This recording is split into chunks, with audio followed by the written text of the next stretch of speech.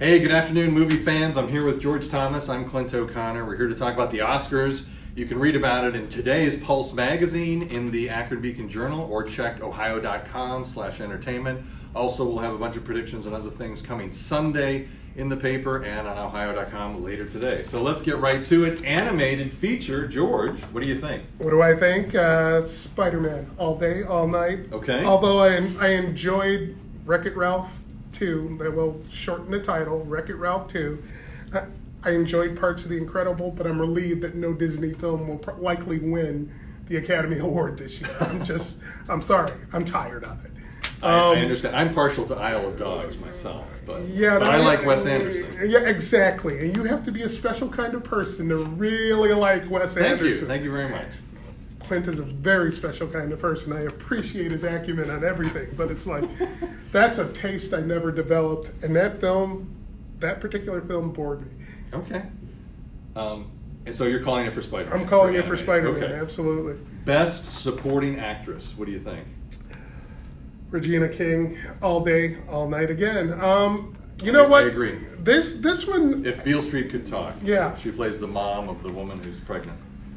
I don't know if you could call this a career award for her. She's been around since she's terrific. On screen since she was like 12 when she was on the TV show 227 on NBC. Oh wow! But that's going back. Yeah, she has really been good at a lot of stuff over the years, and she was incredible in that particular film. And you know, it's funny, and this often happens with the Oscars. I think it's mostly for that one scene which was an amazing scene, when she goes to confront the woman who has accused the father of her grandchild, essentially the rape victim. And yeah, it's an incredible moment. So Regina King, I agree. And interesting here, for fans of The Favorite, that vote is split. It really is. So Rachel Weisz, Emma Stone, and Olivia Colman's up for Best Actress. Yeah, that's just giving Regina King the opening to win this award. Good point. All right, Best Supporting Actor. Some good guys in here. This might be the best category. I mean, great performances, every one of them. Mahershala Ali will probably win again. You know what? I would not have one problem if Sam Elliott won, simply because I thought he stole every scene he was in A Star Is Born. Oh, yeah. Really? Yeah. He's also been in more than 90 movies, and this is his first nomination. It might be a little lifetime achievement vibe going for him. All these guys were terrific. Mahershala, in Green Book, it's actually a leading role. Yeah, this is the old studio, promoted him this way, and the Academy's going along with it. It's a leading role, but I agree. I think he'll win too, and he's terrific. He won for Moonlight a couple of years ago, same category. Yeah, the question is he the next Denzel or the first? No, he's Mahershala. Right. But he's got that kind of pedigree to him. Yeah. So on the Best Supporting. No. Yeah, what about Best Actress? Who are we looking for there? We mentioned Olivia Colman. Is she canceled out by Rachel and Emma? Glenn Close has been nominated 6 other times. This is her 7th. She's never won. She's up for The Wife. Hollywood loves Glenn Close. I don't know how she's been nominated how many times? 6 other times. This is her 7th nomination. She's never won, and yeah. I thought I remember.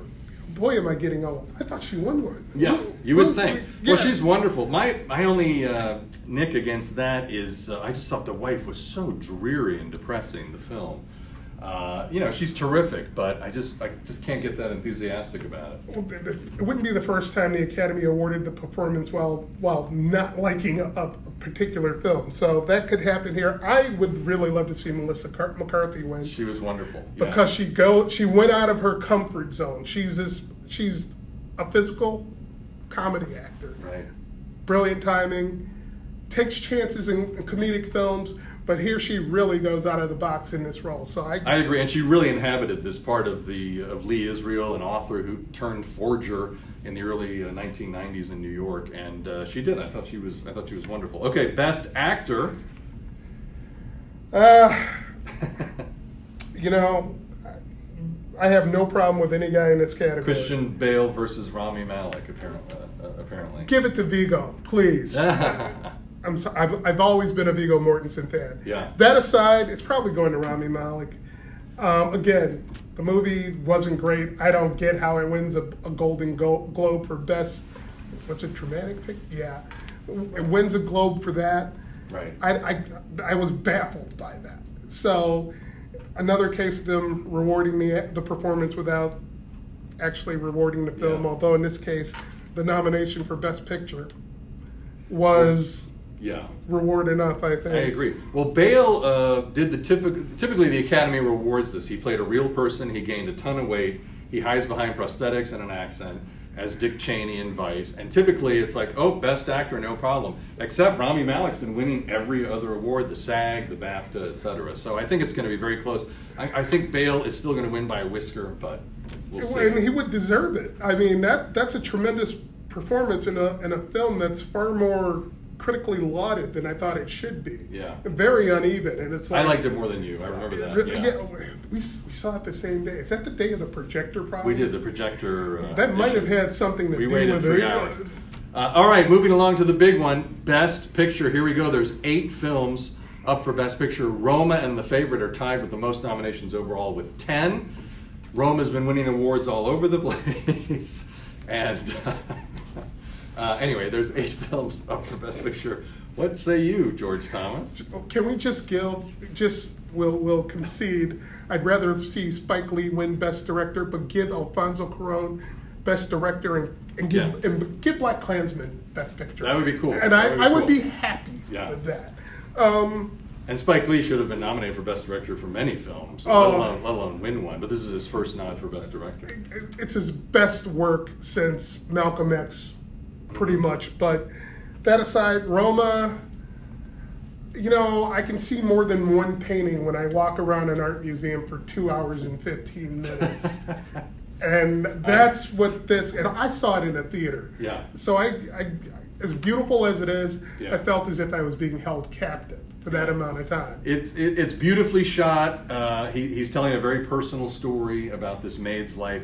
It's just so darn dull. Oh my goodness. But could you even identify with that story?